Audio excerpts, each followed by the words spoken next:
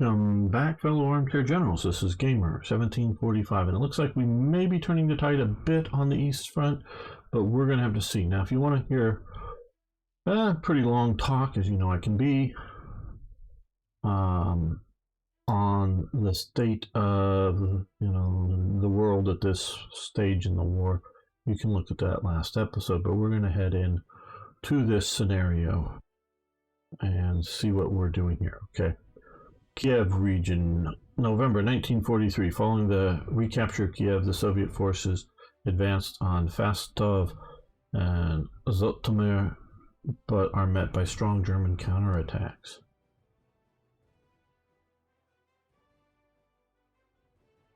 Let's see what we can do. Now, I will say, I have just like the first turn and a half or so played out a little bit to sort of know what's going on here. So hopefully we can set up well.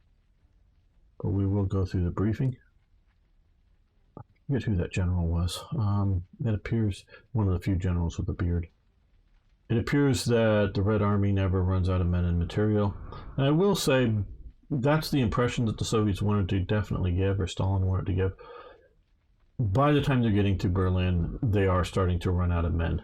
And definitely, we know that they were always having material problems, and it's only Lend-Lease.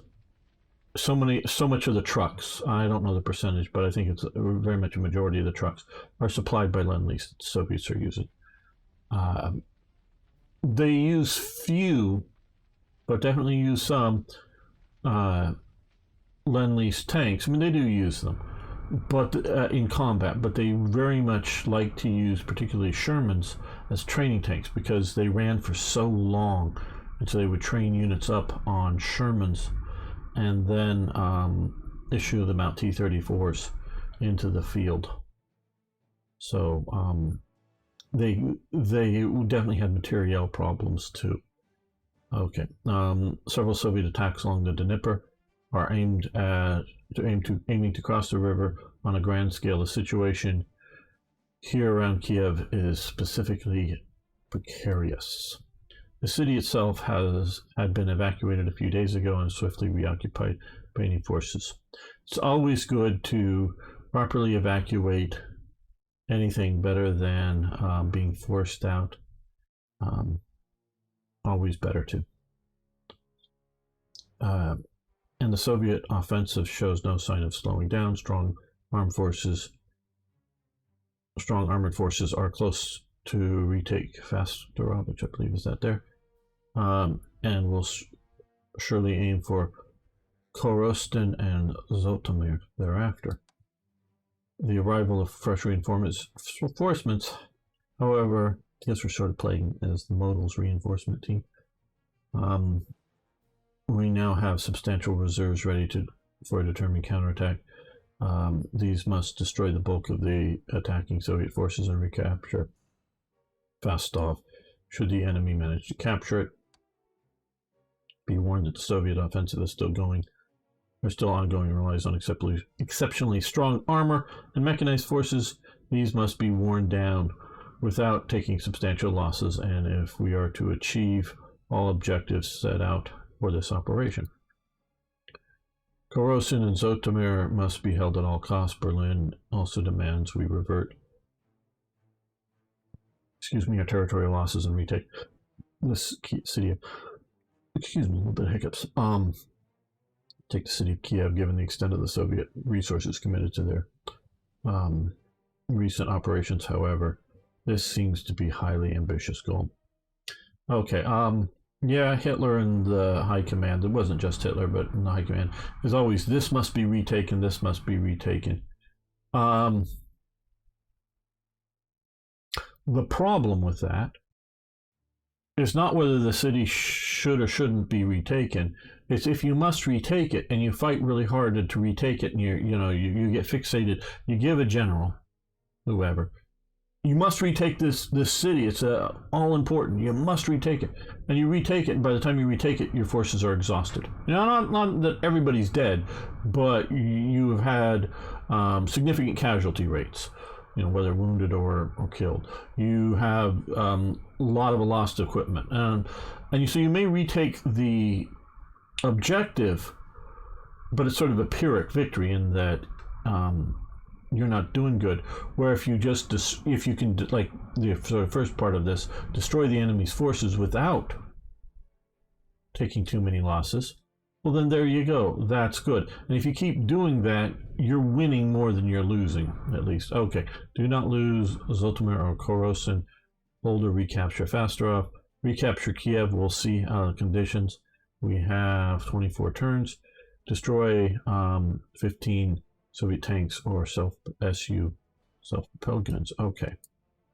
No, I am limit. We do have the Waffen SS units. I'm limited to 12, which is what we have here. You know, command points for them. So we do not want to transfer anything away from what we currently have now. We're actually not able to deploy all of the forces I currently have, I believe. And again, from sort of testing this, we're going to use, because these are really good units, we don't want them to degrade. We're going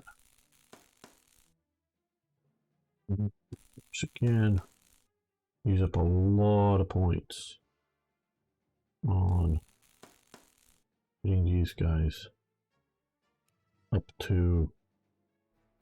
I'll think about what we want to do. Good points or just points. Okay, we have that. Good tanks. We want to keep them good right now. Our tigers. The test operation, I'll put them up here.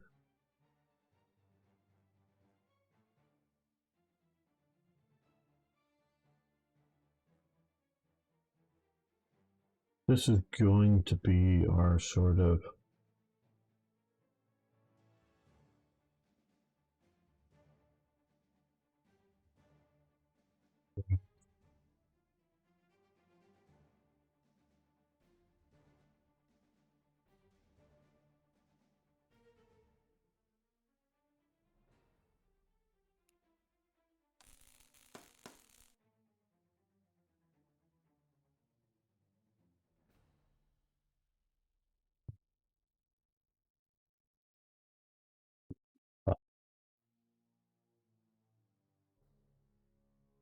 very, very limited deployment right there.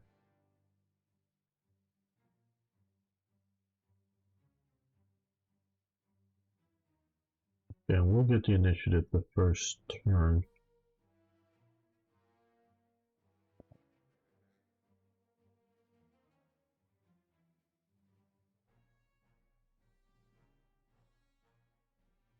And just thinking about this, I believe there are some forces up here to the north, but not a lot. Most of them seem to be down here. I'm just wondering, yeah, I think we can probably hold this. I think we can hold the south down here.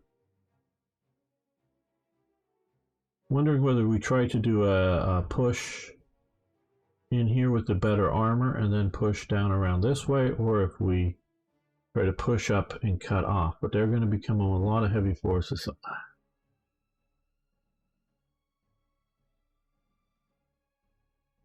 That Tigers 7 command. We're going to use them.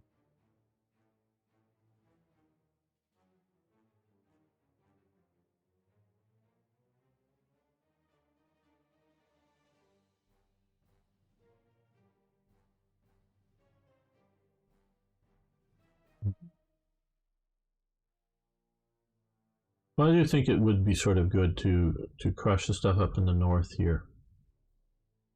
And then, although you can cross the rivers other than the bridges, but the bridges are sort of the easy cross points. Don't rely too much on bridge defense.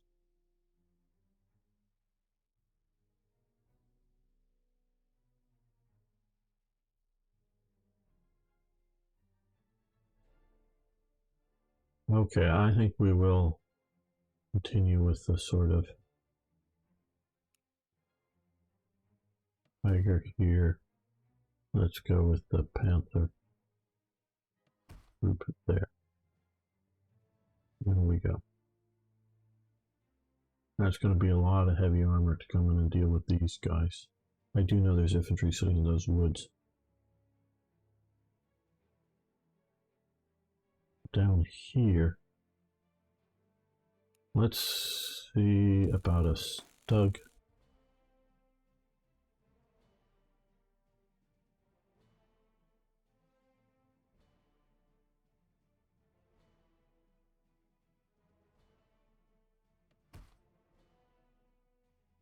Now we want to take these guys out, but we will get first movement.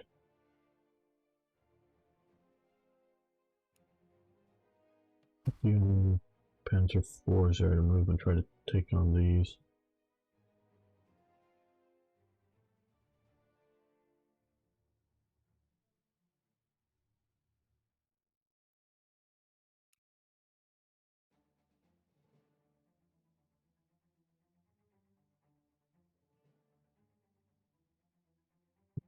Distance either way.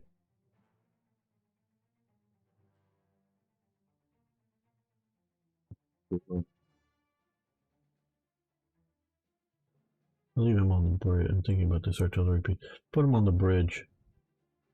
It won't be so hot for any attacking forces there.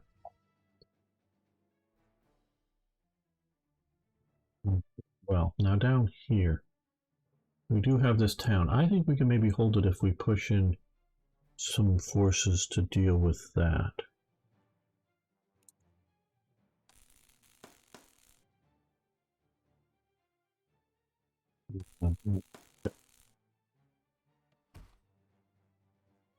Thugs down here to help hold this open with the Pack 40s, the artillery.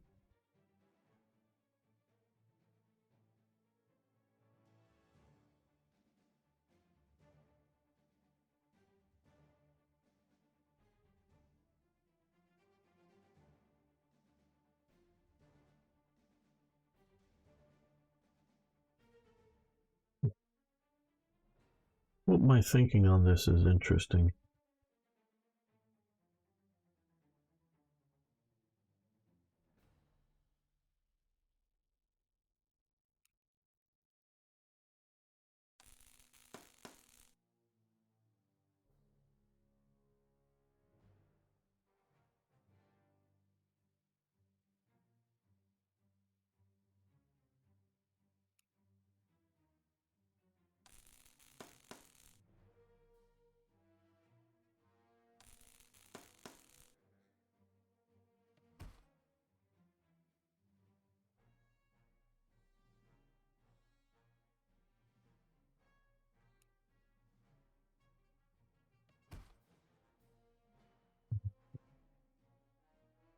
Most of my northern force there.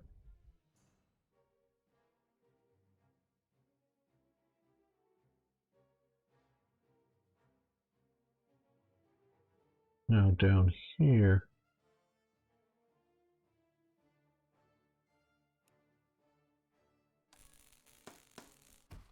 put the SS Panzers.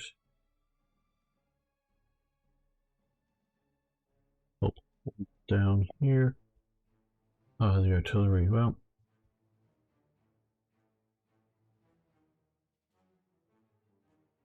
let's put the artillery here. Get ready to move it up there, and the reconnaissance vehicles, they can come back here and hopefully they'll zip along in.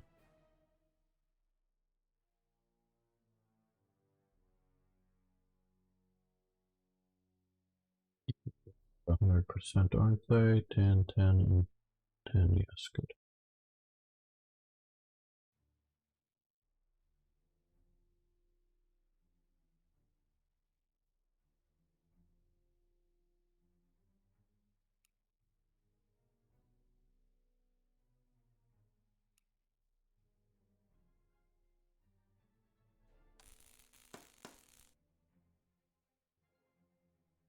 Heavy infantry.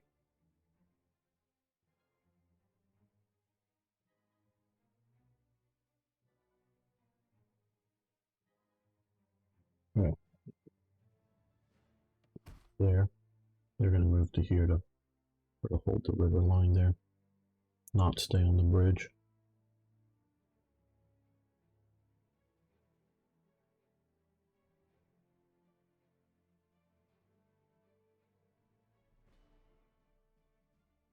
Know the air will like to go after my artillery, so I do want to sort of keep some anti-air units around for that purpose. Not that one there, so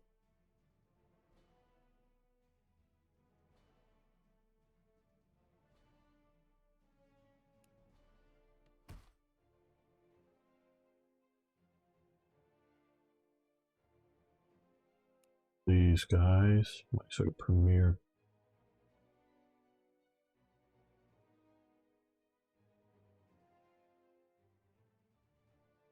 Need them down here.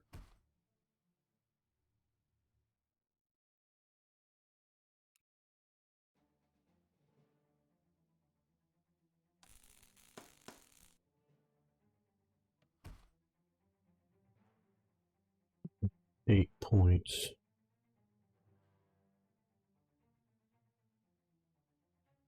If we were to use this, that would leave me with, of course, 5 points.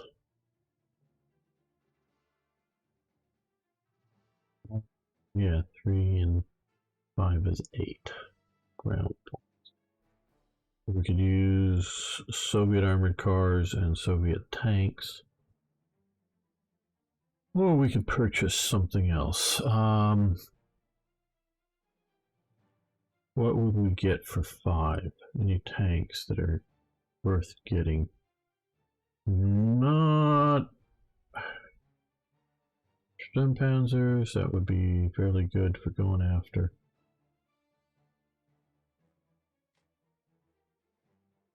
Infantry in towns. Well, you know, what is... okay. We already have one of those in the field. Those aren't as good, but a lot cheaper.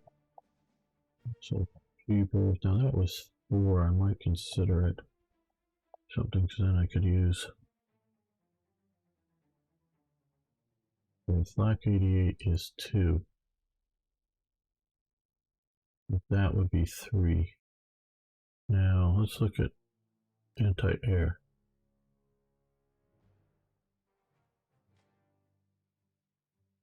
Ah,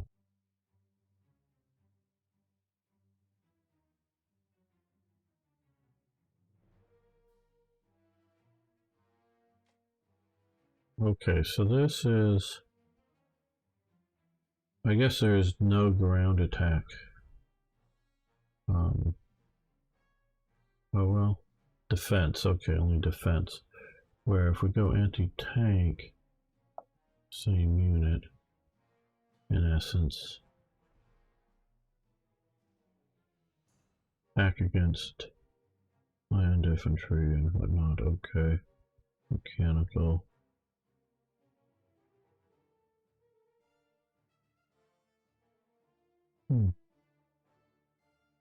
3, so 3 and 3 is 6, which would leave 2 points, which then I could have the armored car.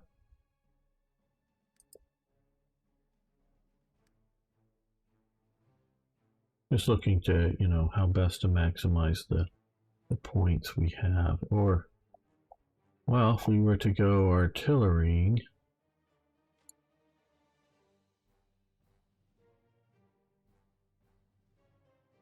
that would be 4. That would be 5. So 3 and 5 would get me some damn heavy artillery.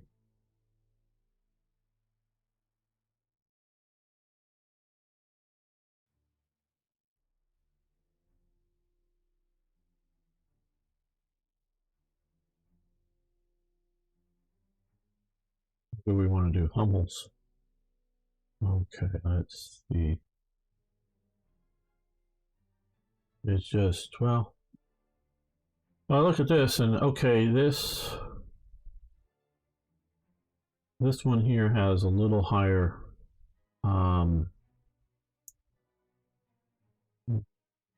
let's begin the anti-tank, 20 and 4, 20.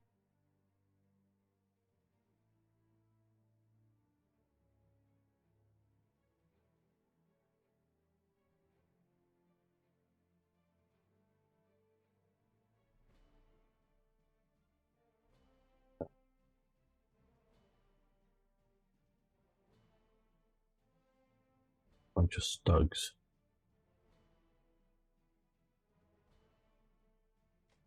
Well, that's 3 for getting it somewhat mobile, and you would want it mobile.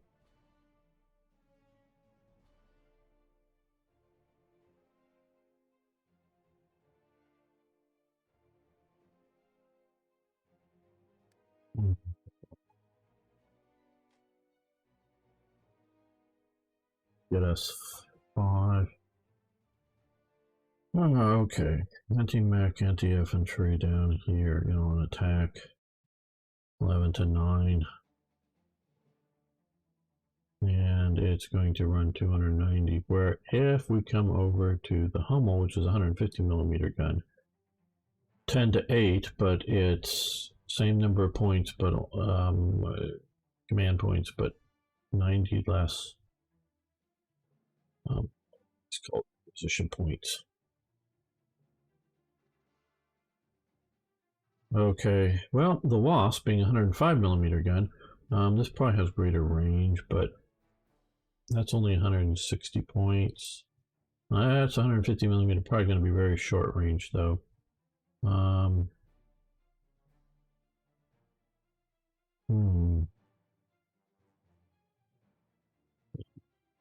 So, let's well, I think we're going to go with the Wasp.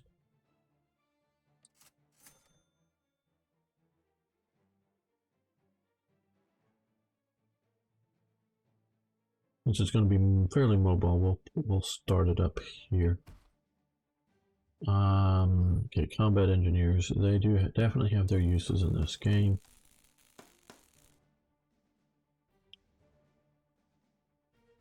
Those guys coming down to here, particularly in taking and holding cities.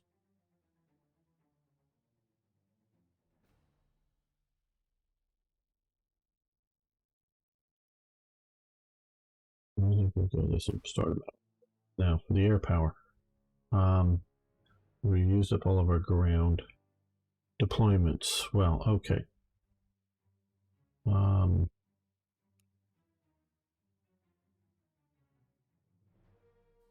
Okay.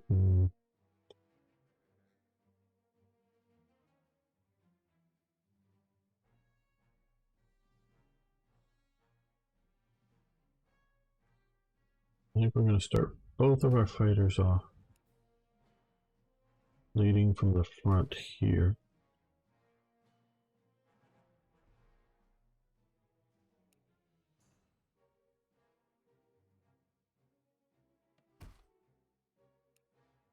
Now, okay, 28 versus 35, not much difference between them, so.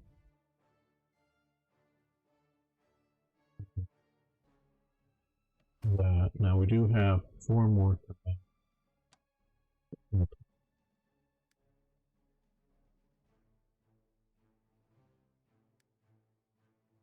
These just are getting too expensive, obviously, so I think we're going to go here.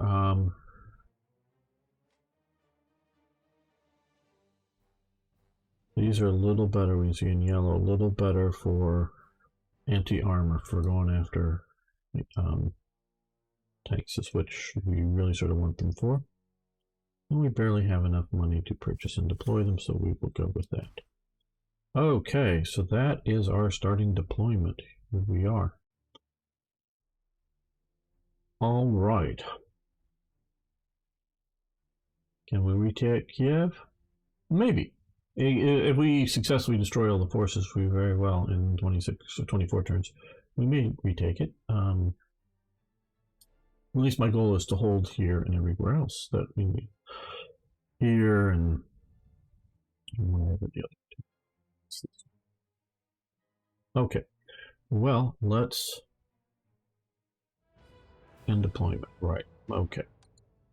Now, I'm going to just, because of reasons, we're going to, let's call this a save, there we go, save. Right, like I say, I know from playing before there is an enemy force there. So let's expose them. Yeah. Close enough to put some artillery fire on them.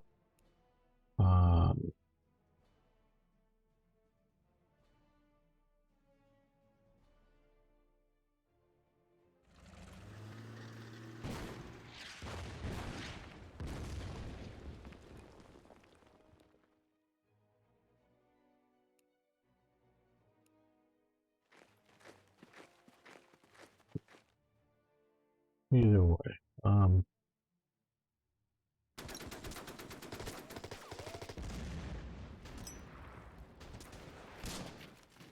Damn, I should have. These guys can't move now. Well, oh well.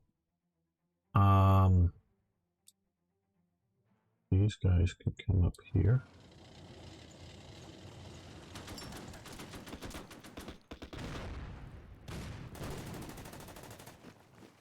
You can take them out still.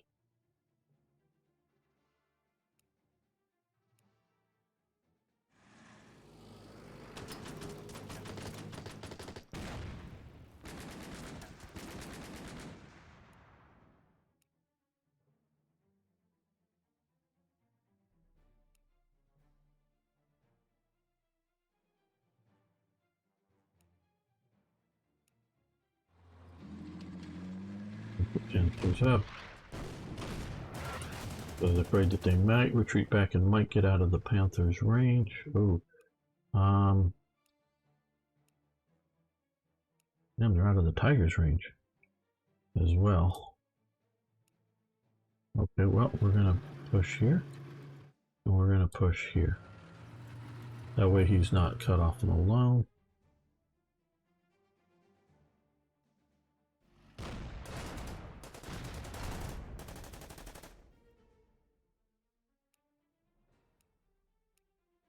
That they can.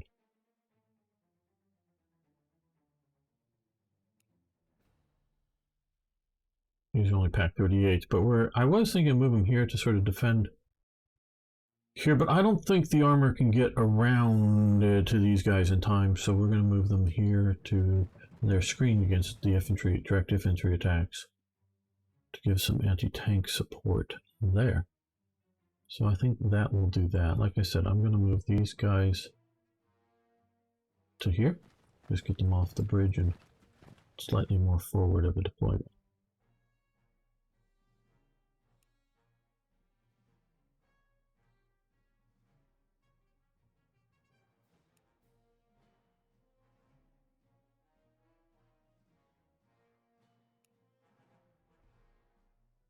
We got 2 mobile anti-aircraft guns. I didn't need that many in one location. Okay, didn't really pay attention close enough. I should have had the other one down here just to sort of spread it out a bit. Okay, we're gonna move up to here. Oh shit. He got ambushed.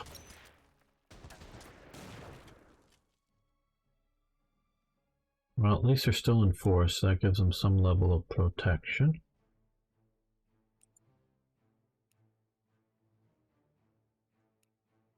Gonna move the anti-tank guns back to here. I was hoping to get them to here, but Ashborns will protect them to some degree from any rash armor thrusts. Right, now down here. We're going to reinforce them.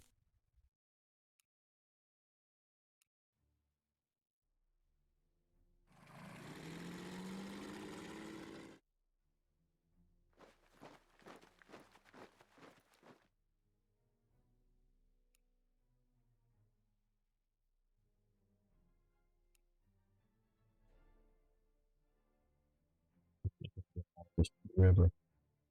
Yeah, it looks like an okay move.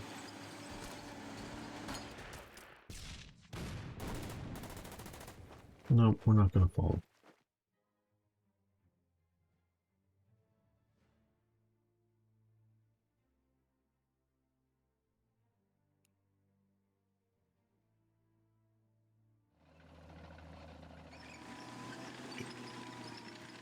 No artillery in place. How far? I can't get anywhere near the front. Didn't think so.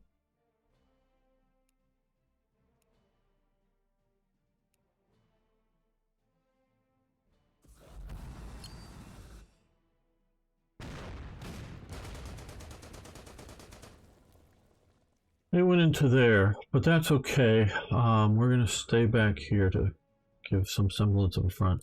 These guys are going to stay here to be anti-tank against, you know, a big tank push. We're going to move up these Pack 38s to give some anti-tank support to those two units.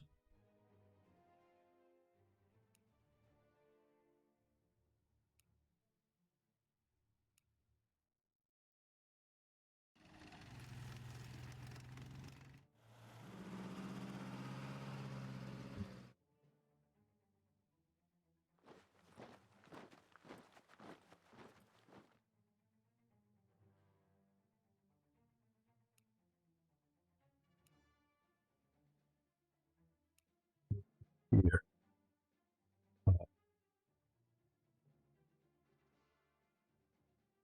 I'm just going with there. No one's going to get to us in time, so we're going to.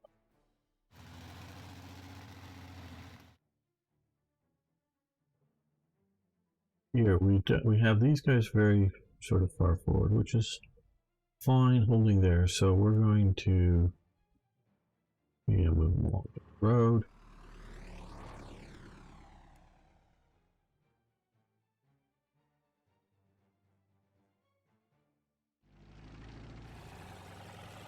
I'd actually be sort of surprised if by 43 they were still using these things, the early Martyr 3s.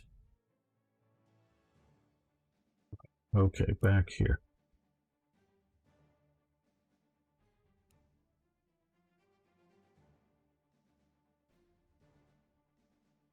Two artillery pieces here coming up to support this attack.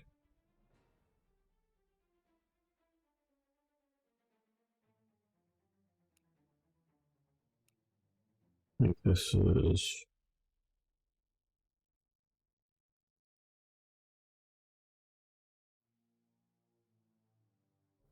1-5, yeah. I think we'll go with this. Down here, oh well, we can come down here and shoot. It does expose where we are, but I don't think we're going to have too much of a problem from AA just yet. Come down to here, you can come up to here. You guys come to here. Right, now these are sort of like must holds, but we get them all the way down to there. So that means we can move these guys up.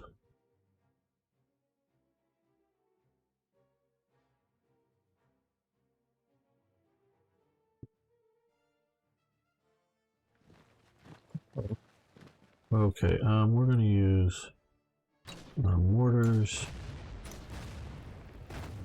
Now, my friend Ari, who's the one that sort of prompted to get this series back, specifically, well, yeah, looking at World War II, but does hold true in other things. He sort of asked a question, and he sort of already had answered it for himself.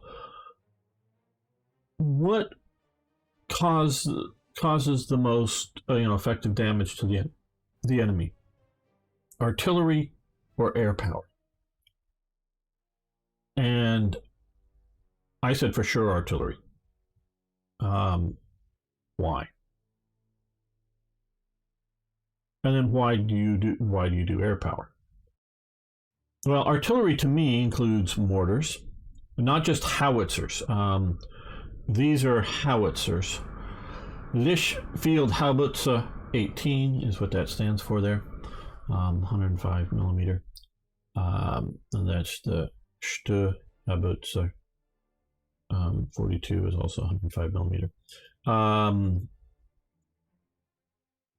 then the Germans particularly had infantry guns, which are well, generally lighter than howitzers. Basically, the infantry guns are part of the infantry, and the howitzers are part of the artillery. But if you're taking, light mortars, like I think, the British 2-inch mortar, I think, is maybe slightly smaller, or right about the same as the German 15 millimeter mortar that they were using. Germans used, I forget whether it was an 80 or 81 millimeter mortar as well. They had the very lightweight 75 millimeter infantry gun. This fairly lightweight, I mean, a bit heavier, a bit bulkier, 150 millimeter infantry gun, and then they had 75 millimeter howitzers on up to, for standard field use, yes, they go up to the Gustav or some super railway artillery piece, but standard field type howitzer, basically it's up to 170 millimeter for the Germans, though those were fairly rare. Mostly it's 105 and 150 millimeters for the Germans. And so you go all along this progression of artillery, and as I'm looking at, is indirect fire weapons of various types.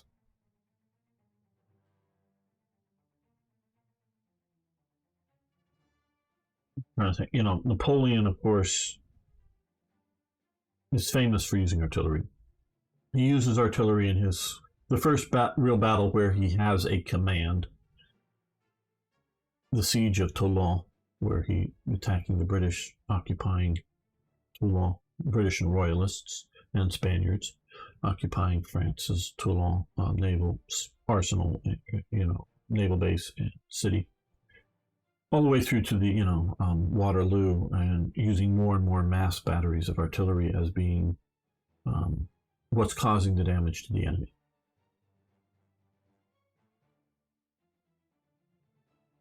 Artillery,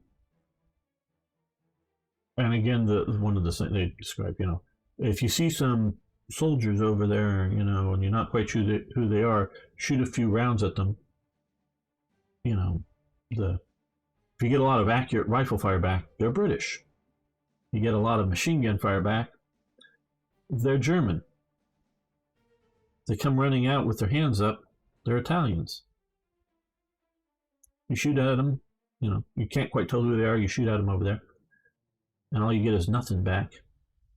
Kiss your ass goodbye, because you're going to be in for an artillery strike or an airstrike, because they're the Americans. And artillery, the artillery is the weapons. Artillery and the machine gun in World War I is what kills most everybody. It's the artillery, the barbed wire and the machine gun made the battlefield immobile, and then the artilleries were used to pound the enemy. So it was the machine guns and the artillery that kill everybody, or the main casualty creators in World War I. And so you have the artillery. The reason it is so important is you have from light mortars up to heavy artillery. So you have a wide-ranging response of attacks, and that goes for, and also, of course, you're seeing both the Allies, particularly the Americans, is more than the British, I think, but the British did also do some, and of course the Germans and the Russians with rocket artillery, as well. And you see this today. They're what kill a lot of the enemy, and as a commander operating, a battle like this at various levels, but if we look at this, you're sort of directing push here, push there, but that's all you get to do. You're not telling, which squad or which company. I don't, how big is this, a platoon, is this a company, is it a battalion, who knows, who cares, but tactical employment, they're going to be employing this the company's going to be doing its own thing, right? And you're just telling it objectives, shall we say. Once you achieve the objectives, and you may have reserves, and you may, give new directives. Once you give the directives to your units, and in many ways, your job is done, okay? Except commanding the artillery. Because you do not have enough guns. Now if we're talking companies here, and if they're well equipped, they may have a heavy weapons, or let's go to battalions. Sorry, battalions and Germans. They'll have a heavy weapons company within the battalions, and they may have some, heavier mortars and some of the, say, light infantry guns. Now they're going to be entirely under the command of the battalion commander. The brigade or division or whatever commander higher has nothing to do with those guns, basically, how they're used and how they're employed. Unless, of course, he's touring the battlefield, checking out different units, and starts to sort of take command of a unit, which happens. A lot, a little, it happens. It varies from command styles. But it's sort of these howitzers, there's not either enough guns, sort of the American way much of the time, or the rest, for the Germans and Soviets, not enough ammunition. Because, this thing, let's just say, it carries 20 rounds of ammunition. And then there's 2 trucks following behind it that each carry, let's go 60 rounds of ammunition, be sort of generous. So 120 rounds of ammunition.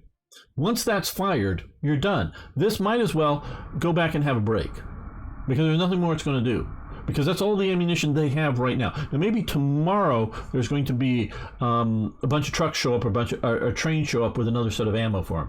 But they've got all the ammo they've got now, and I'm sort of presuming there isn't some huge dump with ammo dump back here with endless amounts of ammo. That's sort of the American way, that the trucks are going and resupplying it. But for this battle, say, this sort of the mobile gun and its immediate sort of supply train of action, that's all the ammo you're going to get.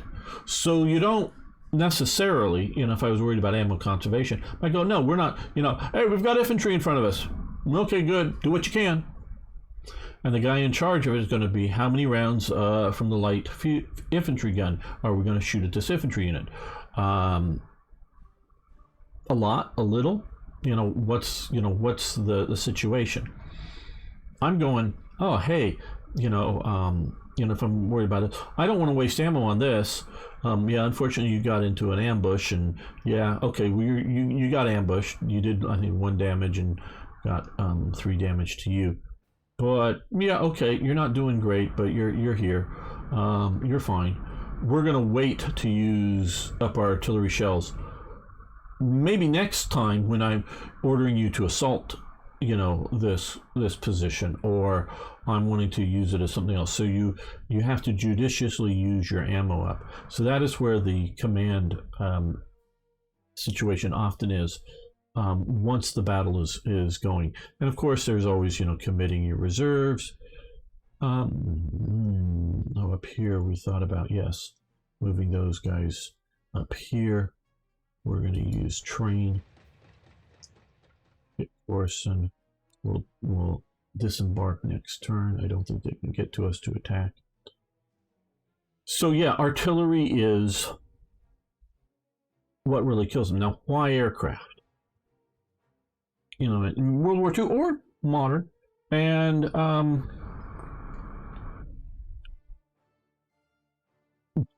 why of the aircraft is these, let's say, 12 aircraft that this one unit represents, or maybe 9 aircraft, or whatever this represents, however you want to calculate it. They can take off with their bomb loads, and within effective flying range, it's going to be, I know this is just per turn, and aircraft really move faster, and it's different. But it's all of this operational area that it gets to shoot at. So you know, this is an this is the artillery piece that we're moving up here. Once you get it done, it's going to have its range of, you know, what it can bombard. And then how long does it take in reality to shift it up here to, you know, bombard up here, where really these guys, when they take off, they're flying and they get to, you know, they're flying pretty fast to get to here. And where do you want us to drop the bombs? You know, on these guys, on these guys, on these guys. So it's very flexible as to what it can hit. You know, it has a much bigger effective area of operation. And in a way, meaning if, you know, we were looking at the beginning of this episode at what artillery pieces to get, if you have you know, a gun that can shoot, or, you know, a longer, you know, extra 2 hexes, that gun is more effective. Now it's still only going to engage 1 target, so it's not quite as equal as 2 guns, you know, in 2 different locations. But you know, if we looked at this guy here, well, that's actually pretty far. That really didn't, because it doesn't really have that high of an angle of attack. Well, if we probably looked at the Brumbar or something, it would have been much shorter range, and more like, this is an anti-aircraft gun, of course, but a much shorter range of where it can engage. You know, so the one gun, you know, has the longer the range, the greater area of effectiveness that it can affect the battlefield, and that's what what's happening with the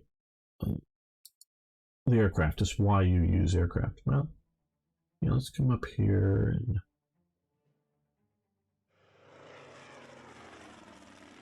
right down, because we're going to come up here and, oh, well, let's see. No, they can't make it, so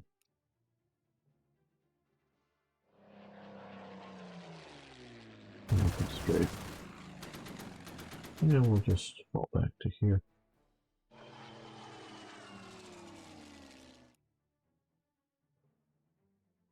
And maybe a little bit in the open there, these guys, as far as we can. So the planes have a much greater operational range, 1. And 2, for deep strikes, you know, coming back in here, they have better targeting in that,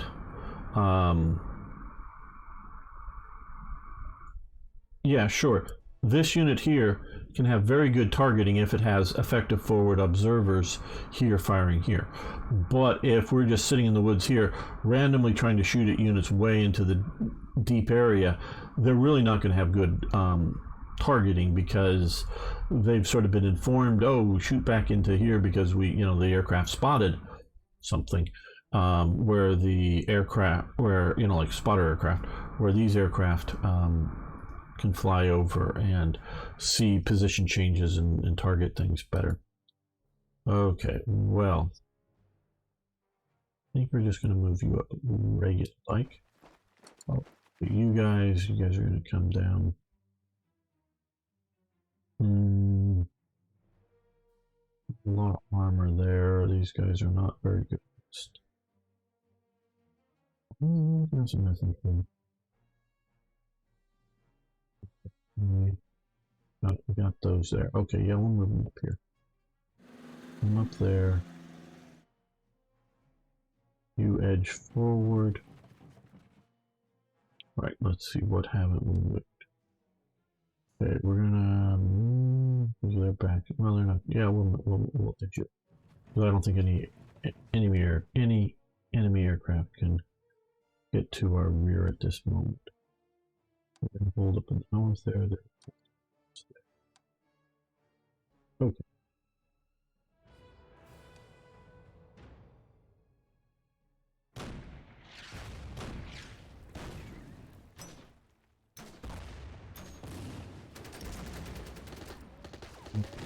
Oh, yeah, you did. Gotta fire the artillery first. If you can do any weakening, you might as well do it before you Here infantry comes in. Here's, yeah, they're gonna maybe hurt them a bit, but not terribly. The reconnaissance. The KVs could hurt the reconnaissance. Okay, so they got a little bit of support from the Pack 38s I saw, so that helped. They got munched.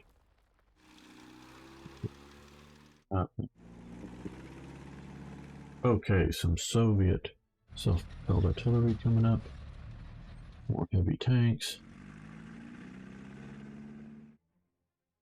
Destroyers. Yeah, see, like that should have happened prior to the engagement. Yep, they get, ooh. Hopefully that will be wicked dangerous. Oh, yeah, that was. Destroyed him. Well, we might lose the infantry unit though. But anything attacking them is taking a very big beating. Yeah. And, oh no, they didn't follow up. Okay. They're going after my Nashorns. And they almost died. Those Nashorns are doing very well. But we may have to retreat. We'll see.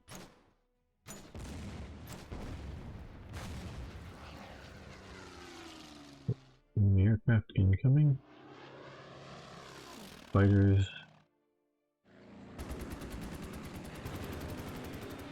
Well, they got hit pretty hard.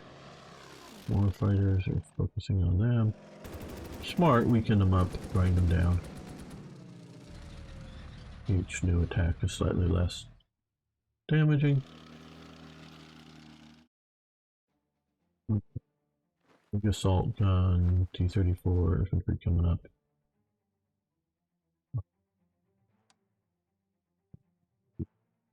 Here.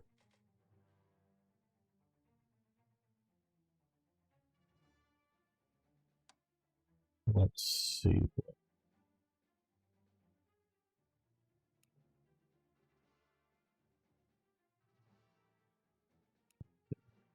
Three.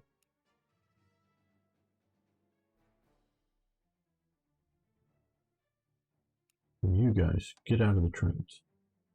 Oh, and we... no, not in reach. I don't think... yeah. Could move you up, maybe. Probably. There.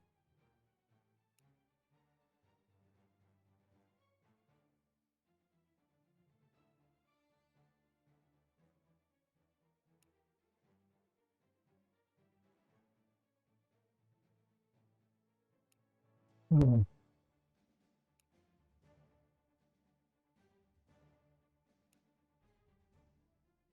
There's infantry sitting there. Here, +5 heart.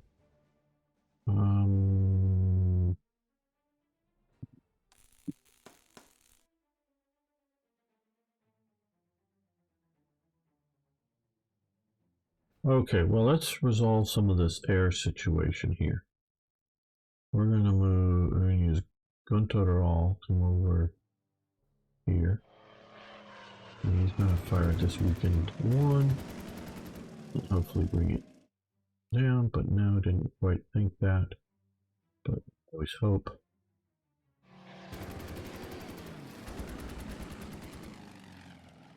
Now here. This, we're weak. I think we'll survive another fighter attack on us.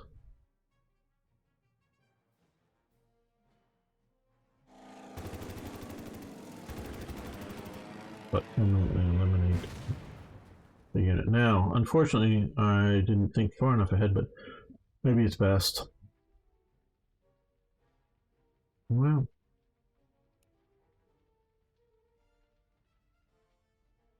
I don't know if we're going to be another bunch of enemy fighters coming up. I did sort of want to use my Stukas there, but no. Like I say, I didn't think far enough ahead on that. Okay, we're going to use... but we can come back to here to get escorted. That's good. Now here we can come up Yeah, I was going to drop on these guys. Ooh, the KV-1s. They're going to be deadly. We're going to drop on the KV-1s. Hopefully that won't kill us. And we're going to come back here. Okay, well, probably should have done the artillery just to sort of eliminate it, but...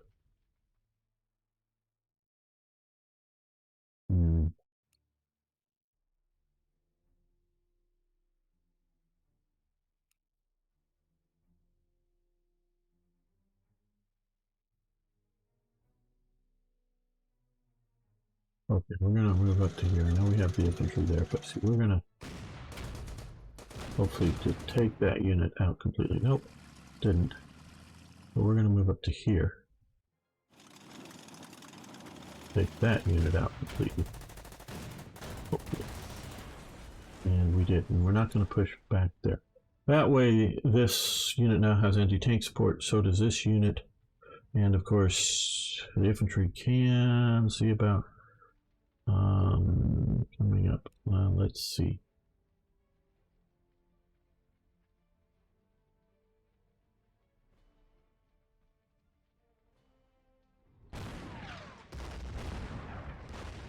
Put that down. Move into the forest.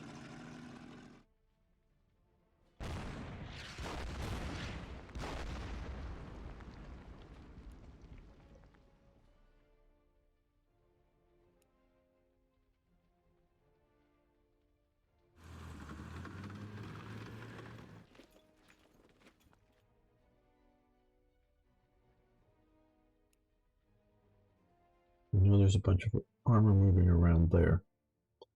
So, right, okay, you guys come to here. You guys come to here. So now these guys got anti-tank protection to some degree.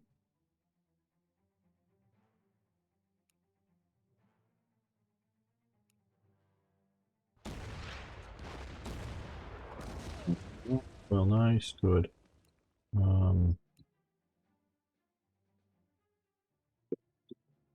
Better. Well, about an even exchange, not what I wanted. For sure not what I wanted.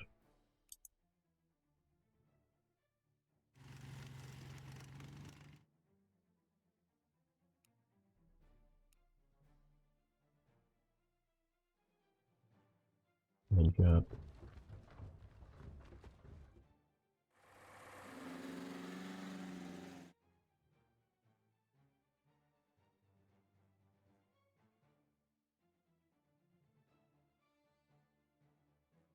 Okay, up here. I think we can maybe take that KV out and the T-34. So let's see how we can do this.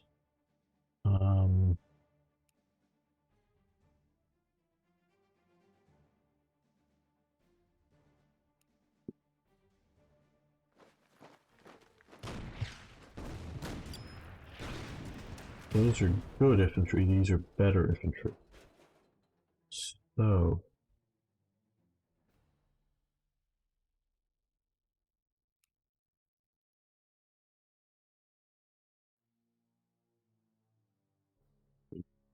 there.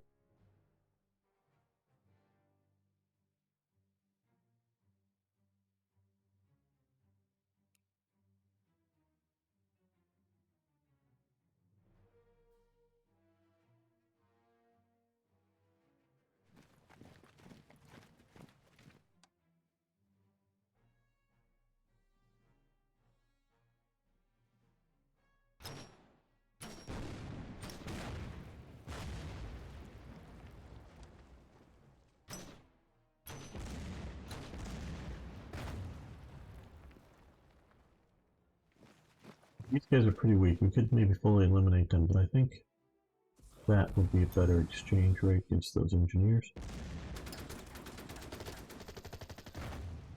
They are not doing terribly well.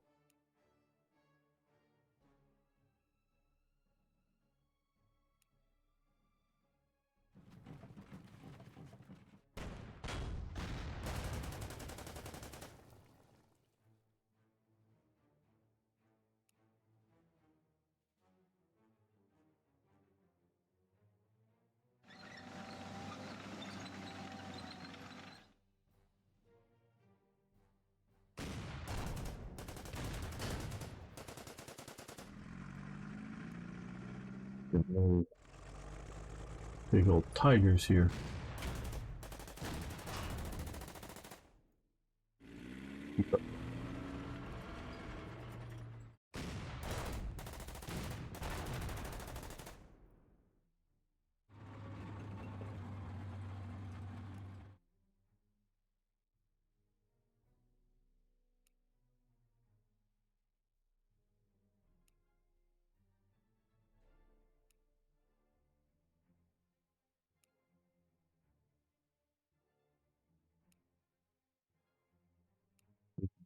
Hmm,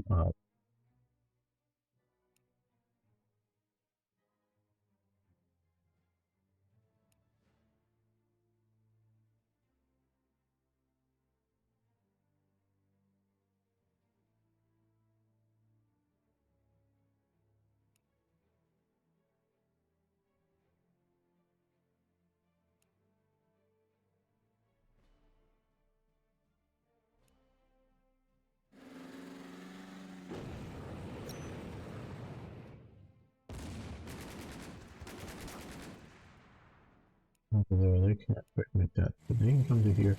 These guys can come here, attack into the dense woods.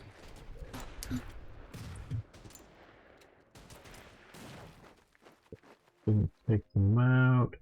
Yeah, we'll move up into the woods.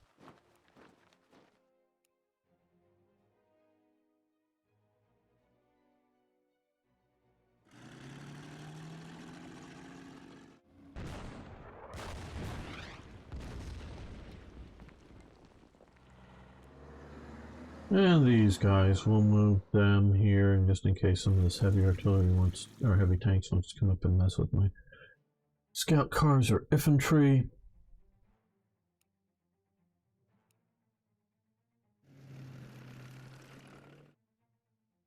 Oh,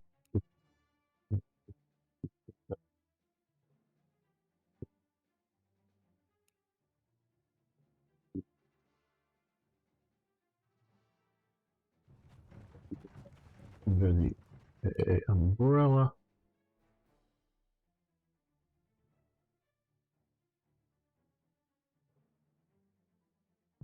These guys have to be supported by the anti-tank forces.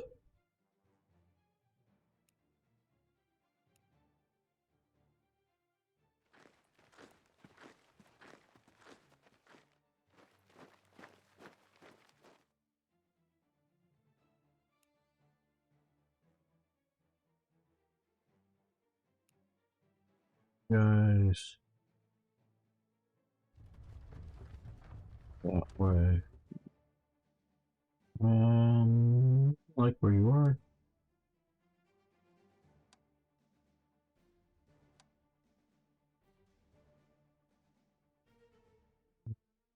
Doing okay, but they're not working, so well.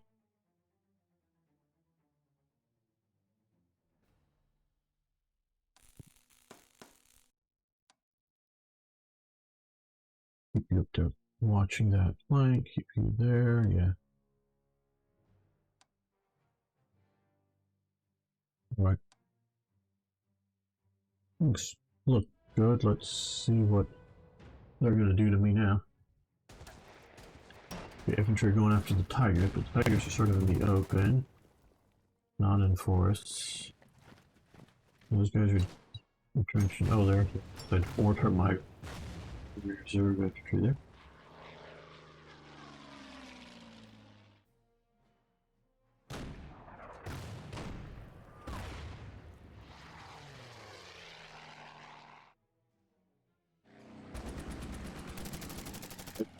Yeah, I was worried about that. I shouldn't have been so greedy.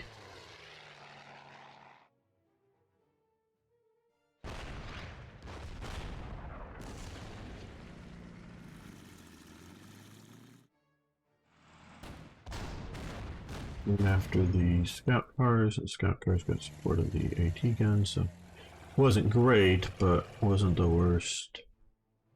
Those guys are going to get killed. The T-34s are going to get killed now, I think. Yep. Boom. See, those AT guns did just right. Now, if he attacks me, oh yeah, he's going after those Panther 4s. No, he's just a KV, but yeah, he got hit hard.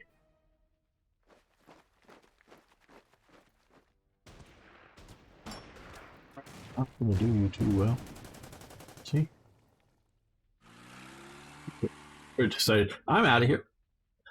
Let me reinforce.